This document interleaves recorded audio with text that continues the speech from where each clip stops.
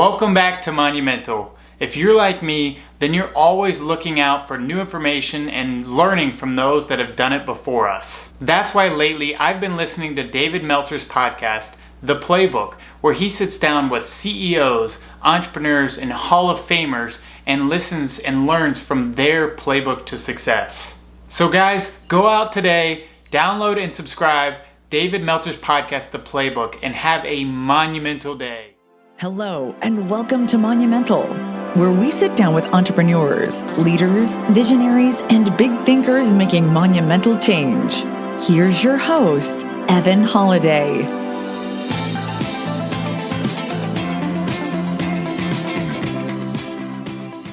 Welcome to Monumental. I'm your host, Evan Holiday, and today we have a very special guest, David Meltzer. David is the CEO of Sports One Marketing, a Forbes Top 10 Keynote Speaker, award-winning humanitarian, two-time national best-selling author, host of the top-ranked podcast, The Playbook, and a judge and investor on Entrepreneur's Elevator Pitch. David, welcome to the show. Glad to have you on. Thank you so much for having me on. I'm so excited to be here on a monumental day. Yes, I love it. Honestly, doing some research for this and really diving into who you are as a person, I'm very excited to share your story with our listeners today. Let's just jump right into you graduating from law school at Tulane. You had an important decision to make, which job to take, and let's just take it from there along your journey and where you are today. Well, sure. My whole goal of going to law school as I reverse engineer, it was to be an oil and gas litigator. And because I did research, I got into almost every law school except for Stanford that I applied to. And I re-engineered what job I could get out of law school that made the most money, which was oil and gas litigator. And I went to Tulane because they have the top maritime program. I studied in Greece with the great Professor Yiannopoulos there. Ironically, Professor Yiannopoulos encouraged me to also apply for a job in the internet. A company called West Publishing was putting their legal research online, and I ended up with 2 job offers. I simply went to law school to make a lot of money so I could buy my mom a house and a car. I had a single mom with 6 kids, and she sacrificed so much for me. My dream was just to be rich, to buy her that house and a car. And ironically, I went back to my mom and asked her for advice because both jobs seemed to be very good paying jobs, and asked her what I should do. And she told me that I absolutely should be a real lawyer, that I should litigate, that the internet, don't go into the internet. It's a fad. It's going to pass. It's too unstable. And for the first time in my life, I put to work a lesson. Just because somebody loves you doesn't mean they give you good advice. And like my mentor told me, I appreciate your mom's perspective. She wants the best for you, but you just asked a second grade teacher about an entrepreneurial industry called the internet. And why don't I give you some names of people that actually understand the internet?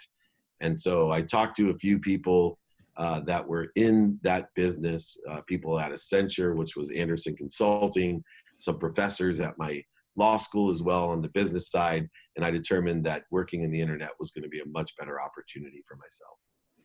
And that's awesome. So, and also I love what you said about, it is so true. And that's about with your, getting advice from your loved ones.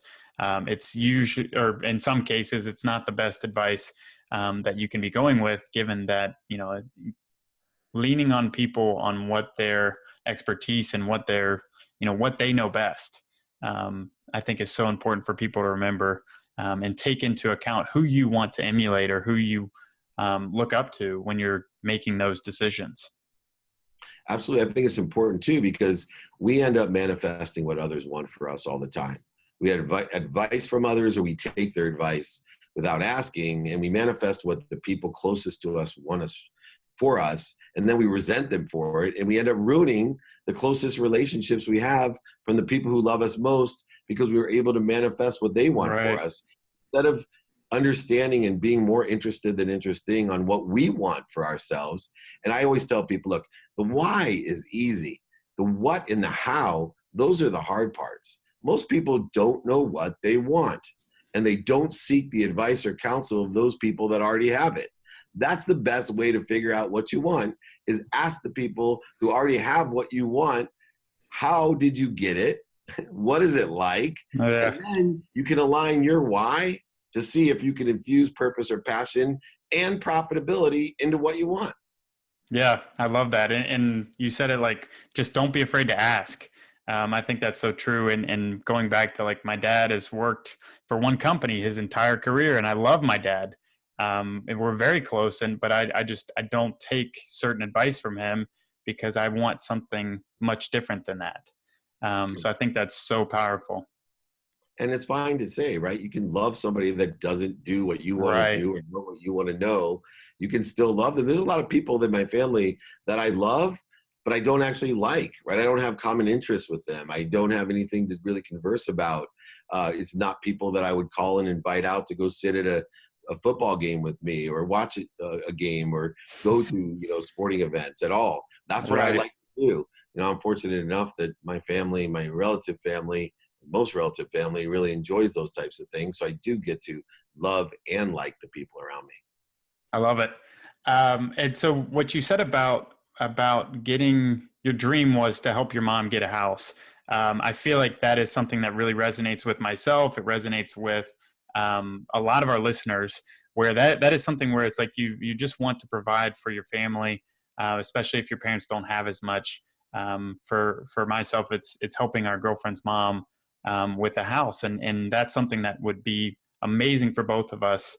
And so how did you decide on the sales job over the top law position, and still being able to go after that goal of helping your mom? Were you sure that it was going to happen? So I'm never sure, right? I try to put faith in what I want, but I'm never sure. I am sure of one thing, that everything's going to happen in the right way at the perfect time, that everything in my life is a setup for something better, that I'm always going to receive lessons, and those lessons are going to keep on coming until I learn them. And that I have the capability of not only forgetting every lesson that I learned, but I have the capability of remembering it. So for me, what I did was take a pragmatic approach. I said to myself, number one, I'm going to take the bar just in case the sales job didn't work out. Two, which job could I go back to if one of the jobs didn't work out? So the internet job, I could always go back to being an oil and gas litigator. I wasn't going to lose that skill. In fact, I was only going to enhance my research skills by selling legal research online. And so for me, looking at the two opportunities, I mitigated risk. I looked at the profitability, the upside of the internet job with kitty stock and commissions and a big salary and a huge expense account, seemed to be a shorter, direct path to my objective, which was to buy my mom a house and a car. And I obviously chose the right one. I was a millionaire 9 months out of law school. Not only did I pay back my law loans, which is important to understand, because just 6 months before I received the offer, I remember praying to God and telling God that if he would allow me to pay off my law loans, buy my mom a house and a car, that I would shovel shit with my hands 6 days a week with gratitude, 12 hours a day.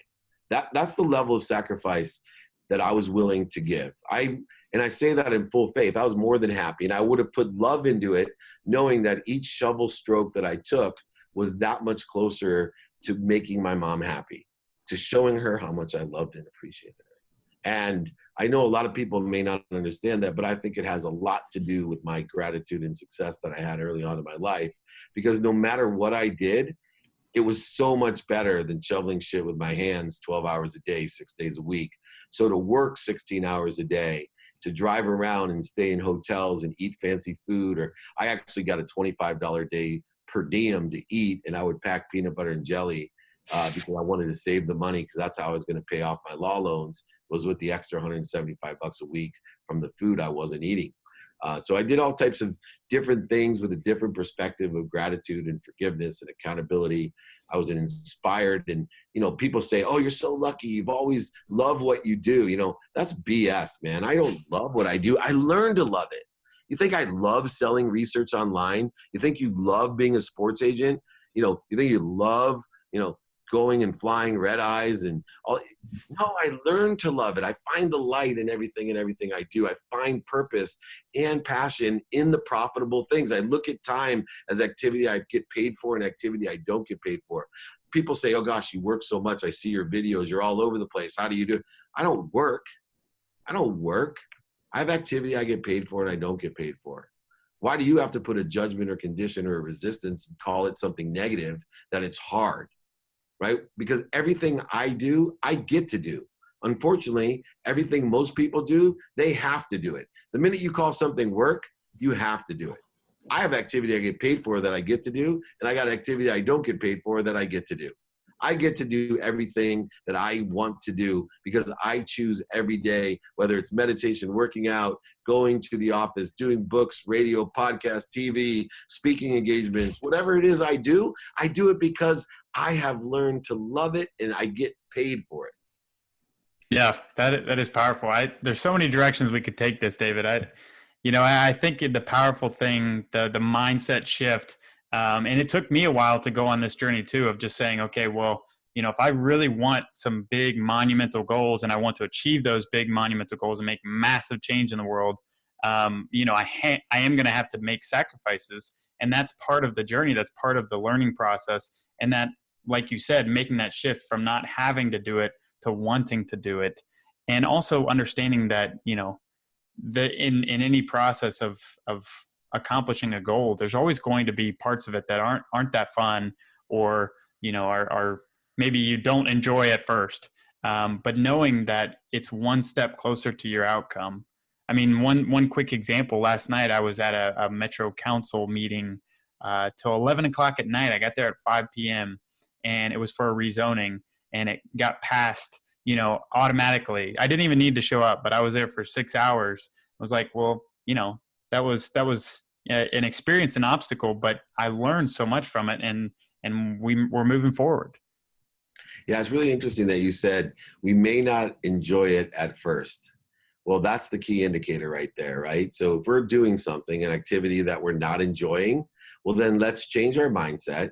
Let's find the light in what we're doing, right? And we have so many different things where we can utilize time in a multiple faceted universe, where that if we're doing something that seems like a waste of time, we're doing something, in other words, that's not productive, it doesn't bring value, and it's not accessible, meaning it's not allowing me to be accessible to others or access information that I want, then during that time, figure out productive and accessible activity that you can overlap with things that are wasting your time, right? Because usually things that are wasting your time does not need your attention and is not harnessing the power of intention, so it's uninspiring.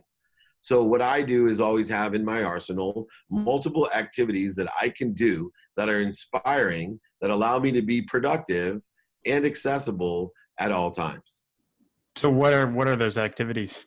Oh, it could be utilizing, handheld technology for, conversing with my Instagram, LinkedIn, Twitter. It could be checking emails. It could be making phone calls outside. It could be reading a book while, I'm waiting there for 6 hours to get my, councilman to prove my proposition, whatever it may be.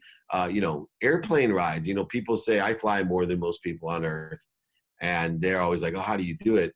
Oh my gosh, I am so productive and accessible in an airplane. Whether it's couldn't agree with you more. It's so amazing. Well, and I'll tell you one thing, if people want to be productive, and I know we'll talk later in the monumental questions that you give me, but man, I am a student of my calendar. I have a lens of productivity and accessibility that I utilize, and I look at the 24 hours of man-made construct of time, and I have rules like my 5-minute phone call and my 20-minute meeting rule, the 5-20 rule. Those are my objectives. I look and see, and I study how productive and accessible I'll be in person, on the phone, via email and media, radio, print, TV, and social media. I not only look at what I'm doing in the day to make sure that I have productivity and accessibility, but I look at the white space in my calendar, right? I would have studied your meeting, right, before I went to the meeting, and I would have had a 6-hour plan of what I was going to do from 5 p.m. to 11 p.m. to make sure that I was inspired the entire time and productive and accessible. I would have made a plan. Now, here's the plan that people don't make every day, and they waste 6 to 10 hours a day. I guarantee everyone that's watching this sleeps every day, almost every day, right? Unless they got a serious drug problem. They literally sleep every day, 6 to 10 hours a day.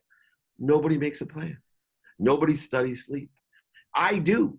I have a productivity and accessibility plan when I sleep, whether I'm on a plane, in a chair, or in my bed. I have a productivity and accessibility plan for my sleep, how I can leverage the subconscious and unconscious mind so I can be more productive when I wake up at 4 a.m. the next morning. I make a plan every day. I study sleep. I get mentors for sleep. I learn as much as I can about sleep. Why would you waste all that time? But yet 99% of the people on earth never even think about sleep, but it's the most consistent behavior they have. And it's the most powerful behavior for the subconscious and unconscious mind. Yeah. Yeah. Take that away.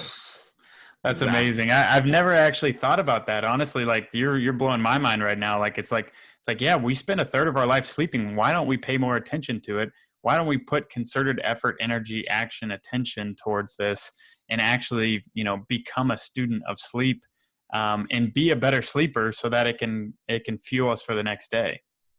Yeah. I tell people all the time, you should have 3 mentors, people that sit in the situation you want to be in.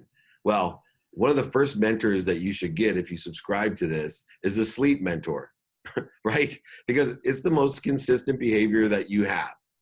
It's the most consistent activity that you do. And it most affects your subconscious and unconscious, which will determine your conscious behavior for the other 16 hours, right? If we can control our truth consciousness versus our ego consciousness, right? Because the minute we aren't inspired, the minute we are tired, the minute we are weary, are the minutes that we get in our own way, which sends us on a trajectory towards what we don't want. It puts our faith, right? Sleep allows us to put our faith in what we want. It puts our faith, what we think, say, do, and believe. It puts our unconscious competencies, our personality traits, characteristics, obsessions, and addictions, and the energy that we put out subconsciously and unconsciously in the direct trajectory towards our potential or our truth consciousness, where we can live our conscious life happily. The biggest thing in the world right now, you want to talk about my big mission? It's simply that people aren't happy. The average American is happy 15 days a year.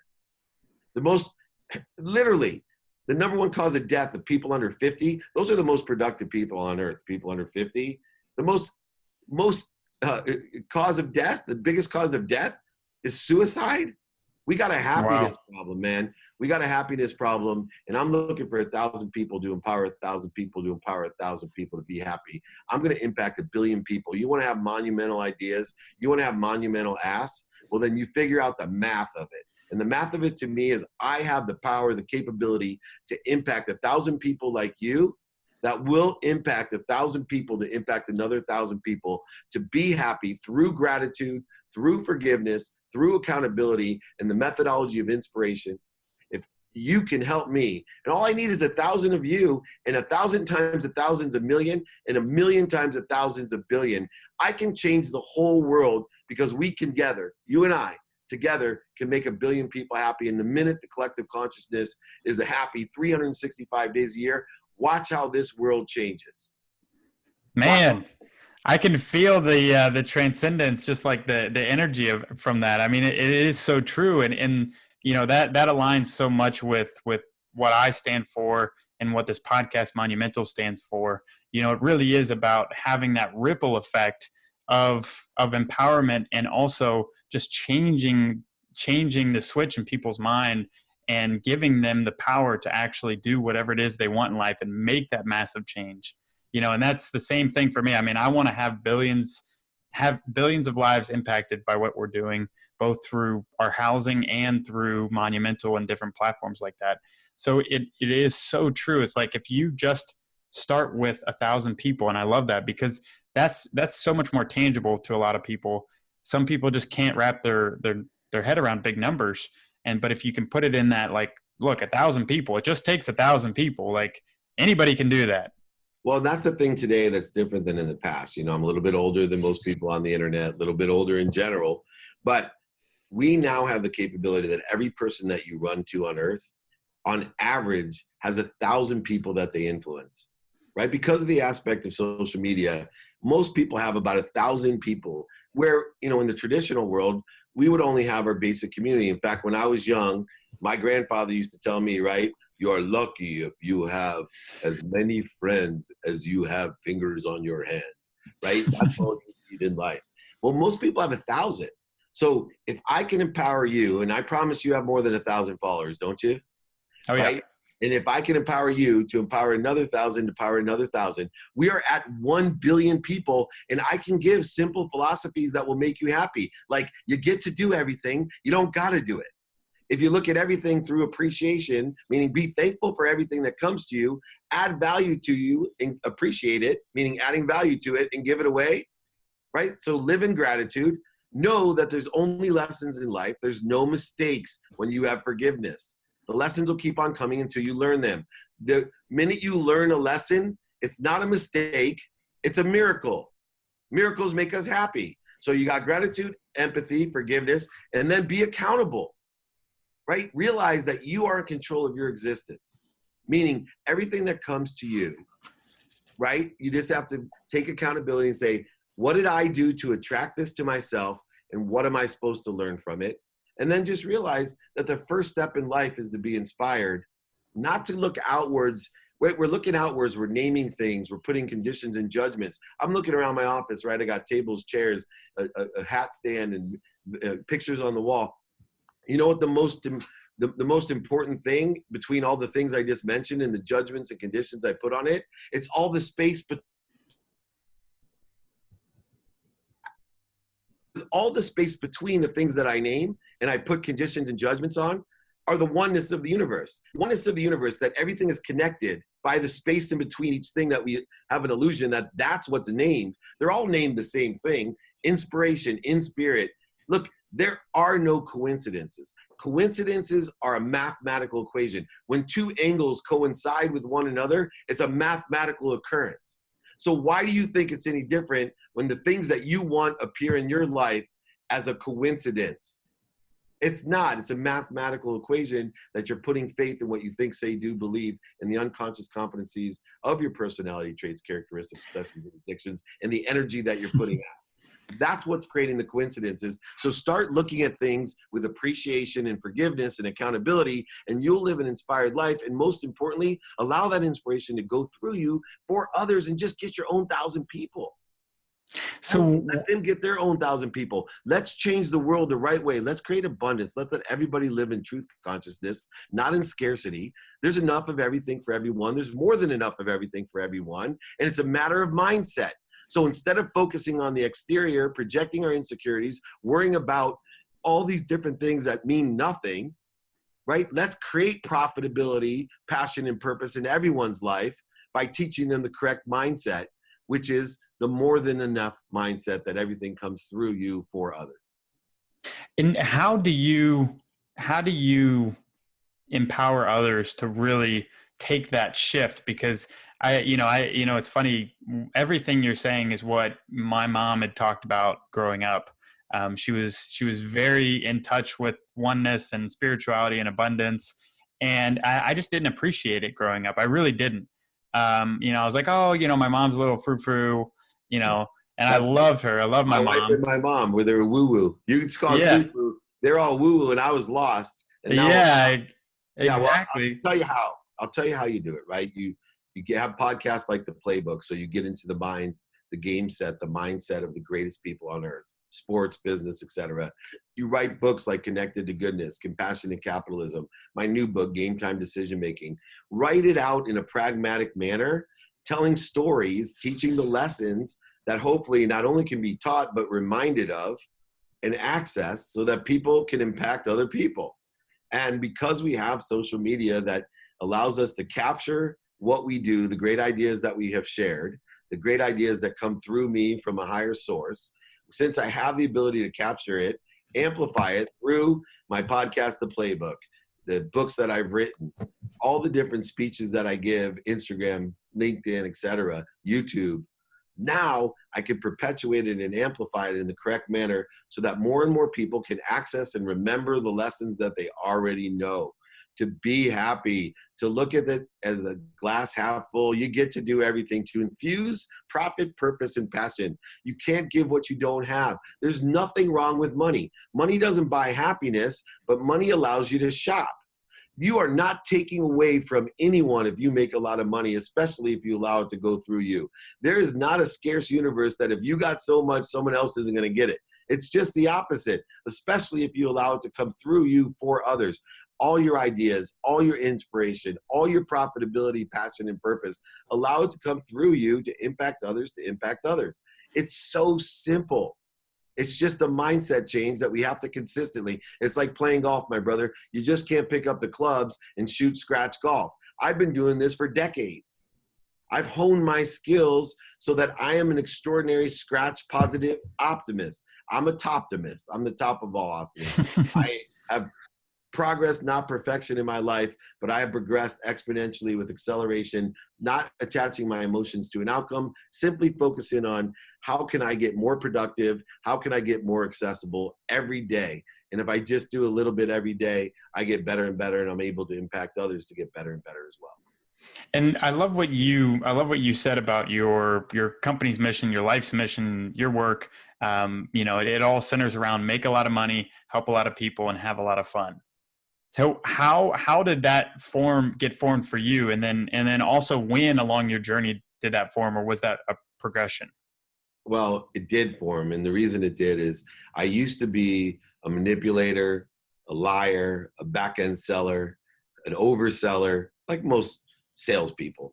And that was the personality trait that made me rich, because I was born with that personality trait, and it was reinforced that money bought happiness. But when I started to shift the paradigm of value, motivated by my mother, my father, who threw bad examples, my wife, my best friend, when they started to see that I was separating, that I wasn't living by the core values that I had learned, I had to shift the paradigm of value. And so what happened was that I started to shift the paradigm of value. I came up with a philosophy that I'd wake up every morning and pray to God for 10 people at least that I could help. I trust the universe and put faith that there's more than enough of everything for everyone. I started allowing things to come through me for others, not for me or not to me, like a victim of a world of just enough or not enough. I live in the world of more than enough. And so when I first came up with a mission statement, the old personality pervaded in my mission statement. And I took it to my business partner, Hall of Fame quarterback Warren Moon, and I talked to him about, coalescing the vapors of human existence to create a viable and logical conclusion, leveraging all the relationship capital of billions of dollars of business that we had done, and leveraging the situational knowledge and dummy tag, one of those boring mission statements. Instead, Warren chopped it up and asked me, what does this mean? And I said, I want to make a lot of money. And then he said, why? I said, because I want to help a lot of people. And he said, anything else? I said, I want to be happy. I want to have fun with everything I do. All right, how about we put that down? Sports One marketing, we're going to make a lot of money to help a lot of people and have a lot of fun. And I can't tell you, out of all the mission statements that I have read, written, advised on through all the investments that I give, the TV show Elevator Pitch, we got 100 deals every half a year on my season 5 now. That's still the most concise mission statement that applies to almost every single business that I've ever met. I actually trademarked it for that reason. Wow. So I hope everybody can make a lot of money, help a lot of people, and have a lot of fun. And for me, I think that encompasses happiness. And as you know, that's my personal mission, is to empower 1,000 people, to empower 1,000 people to be happy. That's amazing. And I completely agree. I think that's something that literally, like at its barest form, resonates with just about anybody. Yeah, I agree. And the universe loves simple. And that's why I call my business partner QB1 Kenobi, because he has the wisdom of calmness and the majesty of wisdom and experience that has great clarity. And he's one of the most interested persons. Not just interesting, obviously being the first African-American quarterback in the NFL, he's extremely interesting, but he is one of the most interested people that I've met. And that's one of the qualities that I look for in my mentors. Are you an interested party? Are you truly a listener, or are you an interrupter or a waiter? Are you someone that's not listening to me, just wants to interrupt me with what they think? Or are you a waiter and you just can't wait to tell me what you think? Mm-hmm. Or are you truly a transformative thinker and listener, like Warren Moon, my business partner? Because that's where great clarity comes from. Yeah, I couldn't agree more. I think there's, you can feel it very quickly in people who have that genuine authenticity about them. I agree. And that's the frequency that you want to find. You want to be able to not worry about other people. You want to take the advice and help, et cetera, but find your own frequency. Know that there's 4.2 billion people on the internet and growing every day. And that if you find your frequency, whether it's the Monumental podcast or the playbook or elevator pitch or all the books that I've written, they all are my frequency. And the cool thing about it now is that with 4.2 billion people and growing, that I literally could have 0.1 billion people that love me and nobody else even know about me or even don't like me or disagree with me. And I can impact more people than I ever have in my life. And I can be happier than I've ever had. And I can make more money, help more people, and have more fun simply by having 0.1 billion of those 4.2 billion people aligned with my frequency. There's three components of frequency: the power of your signal, the spectrum of your signal, so more channels can hear you, and the clarity of your channel. It's not what you say, it's how you say it. And if you focus in on how powerful your signal is, how wide your spectrum is, and how clear your message is, you will impact more people with statements like, hey man, I just want you to make more money, help more people, and have more fun. Or all you got to do is be grateful for everything, forgiving for everything, accountable for everything, and inspired. Live your life with productivity and accessibility. Be a student of your calendar. Do things now. It's a combination of the ethereal, the woo-woo, the things that you and I learned from our mom, as well as the think and grow principles and keys to be successful. So as far as getting to where you are today now, what was that journey like going from, you said it was a place where, you know, you were using some of these deceptive tools and maybe weren't living out your best self? Yeah, I mean, the transformation occurred because it was a slow, slippery slide. And I started surrounding myself with the wrong people and the wrong ideas. I had an unconscious competency, a genetic trait, a personality trait to oversell, back end sell, manipulate, and lie. And I had to deactivate that. And so there was a transformative period of my life where I had to live by new principles of gratitude, empathy, accountability, and effective communication. I had to learn consistent behavior. I had to understand how the conscious memory invaded my subconscious neural pathways that created new belief systems that then activated and deactivated my unconscious competency, my DNA, my personality traits, characteristics, obsessions, and addictions. That was a physical process. It started with things like praying to God every day that I could have at least 10 people I could help, by saying thank you before I went to bed and when I woke up every single day. Do you know how hard consistent behavior is? I was on stages with thousands of people for 9 months, and it took me 9 months until I could say thank you before I went to bed and when I woke up for 30 straight days without forgetting. I missed a day. It would drive me crazy. I couldn't understand how I could be that far into my own way, ego consciousness of resistance, fears, shortages, voidages, and obstacles, to not know my direct trajectory when I was telling everyone on stage as a hypocrite, in order to change your life, all you got to do is say thank you before you go to bed and when you wake up. If you do that for 30 straight days, I guarantee it'll change your life. I've been around the world, thought leaders. I've read the greatest books. I have the greatest books and podcasts and TV shows. And I've learned this from studying physics, quantum physics, and metaphysics. Say thank you. That's all I've learned. But yet I couldn't even do it. Yeah. Now it's part of me, man. I am grateful 60 times a day. What steps did you do to take that? Man, I put reminders everywhere. I put alerts everywhere. I wrote it everywhere. Now I write radical humility everywhere because it's something that I'm not as good as I am at having a perspective of gratitude. I mean, there is an optimist in the world. Those are people that are grateful for almost everything. There's the toptimist, the people that can say thank you at least before they go to bed and when they wake up, right? And then truly there's the poptimist, which is named after my papa, my grandpa, because he was the poptimist. Every single thing in his life, he utilized with gratitude, empathy, accountability, and effective communication. He allowed everything to come through him in full faith, which is where my mom got it, right? To be completely, radically humble and faithful to know that there's enough of everything, everyone, and every single thing without fear. Even today, when I write checks to charity, you know, I have 4 kids. 3 of them aren't even in college yet. 3 daughters, I have a wife, I have homes and a business and all types of other things going on. And every once in a while when I give, it's with condition, it's with fear, it's with scarcity.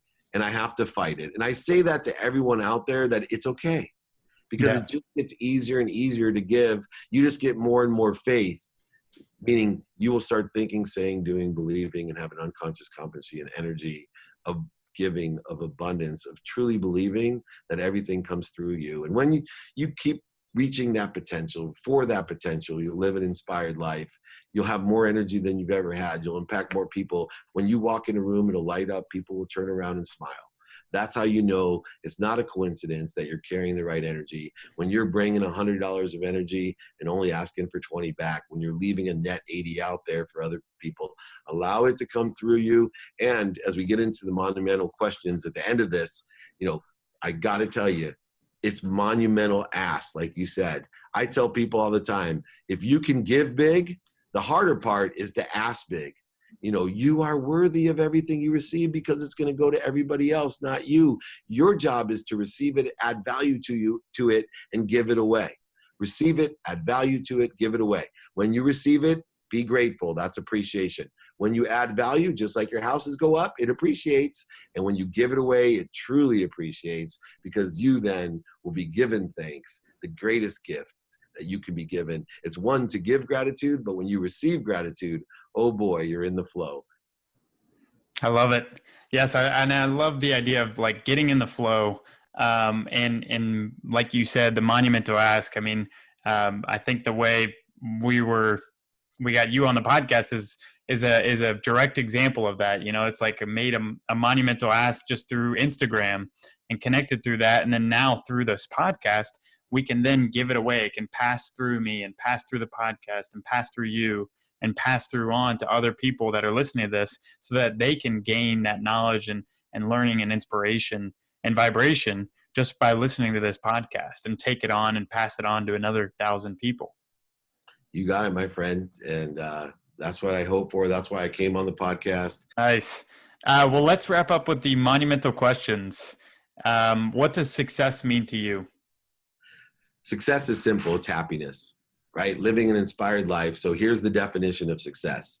Enjoy the consistent, everyday, persistent, without quit pursuit of your potential. That is success.